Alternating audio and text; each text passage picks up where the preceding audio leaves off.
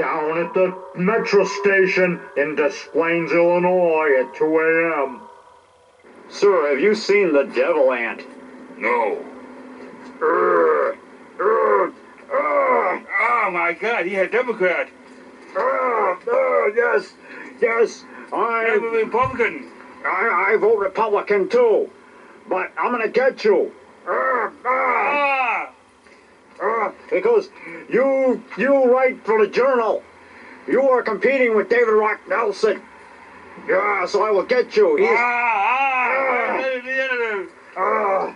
Mr. Wayne Serban, what's it like being attacked by the devil ant?